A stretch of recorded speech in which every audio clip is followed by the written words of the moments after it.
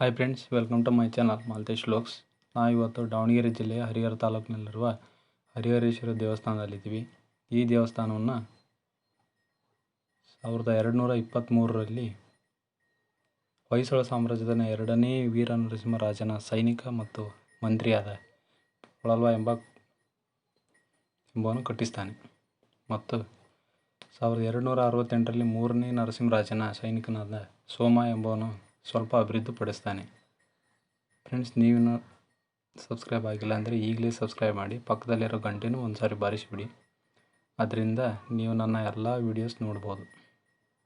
ಈ ದೇವಸ್ಥಾನದ ವಿಶೇಷತೆ ಅಂದರೆ ಹರಿಹರ 2 ದೇವರು ಕೂಡಿದಂಥ ದೇವಸ್ಥಾನ. ಹರಿ ಅಂದರೆ ಮಹಾವಿಷ್ಣು, ಹರ ಎಂದರೆ ಶಿವ. ಈ ಪುರಾತನ ದೇವಸ್ಥಾನದಲ್ಲಿ ನಿಮಗೆ ಹಳೆಯ ಕಾಲದ ಅಂದರೆ 1171 ಮತ್ತು 1223 ಇಸ್ವಿಯ ಶಾಸನಗಳು ಇದ್ದಾವೆ. ಆದರೆ ಇದರಲ್ಲಿ ಏನು ಬರೆದಿದ್ದಾರೆ, ಬೇರೆ ಏನೆಲ್ಲ ಇತಿಹಾಸ ಇದೆ ಅಂತ ನಮಗೆ ಅರ್ಥ ಆಗೋದಿಲ್ಲ. ಇದು ಪುರಾತನ ಶಾಸ್ತ್ರಜ್ಞರಿಗೆ ಮಾತ್ರ ಕಂಡುಹಿಡಿಯೋಕ್ಕೆ ಸಾಧ್ಯ.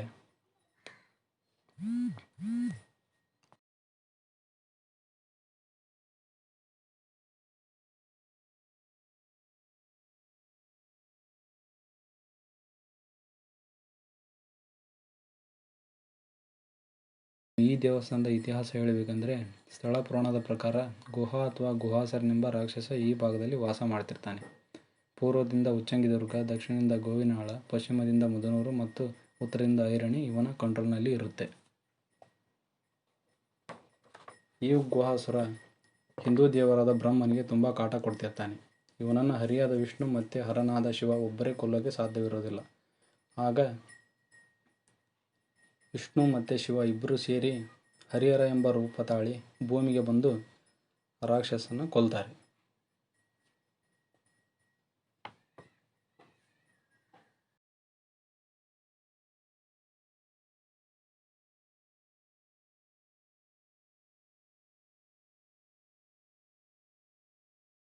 ದೇವಸ್ಥಾನ ಚೌಕಾಕಾರ ಆಕೃತಿ ಹೊಂದಿದೆ.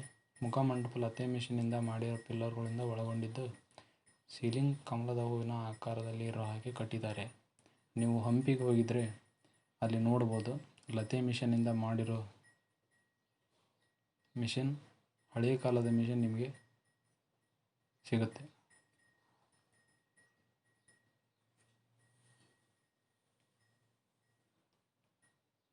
ಐವತ್ತಾರು ಕಂಬಗಳು ಮುಖಮಂಟಪವನ್ನು ಹೊತ್ತುಕೊಂಡು ನಿಂತಿವೆ. ಈ ದೇವಸ್ಥಾನವನ್ನು ಸೋರ್ ಸ್ಟೋನ್ ಅಥವಾ ಪಾಟ್ ಸ್ಟೋನ್ ಬಳಸಿಕೊಂಡು ನಿರ್ಮಾಣ ಮಾಡಿದ್ದಾರೆ.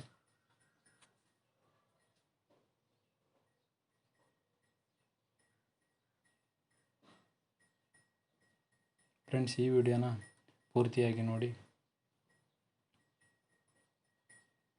ಮತ್ತು ಈ ವಿಡಿಯೋ ನಿಮಗೆ ಇಷ್ಟ ಆಗಿದ್ದರೆ ಸಬ್ಸ್ಕ್ರೈಬ್ ಮಾಡಿ, ನಿಮ್ಮ ಫ್ರೆಂಡ್ಸ್ಗೂ ಮತ್ತು ನಿಮ್ಮ ಫ್ಯಾಮಿಲಿಗೂ ಸಹ ಶೇರ್ ಮಾಡಿ.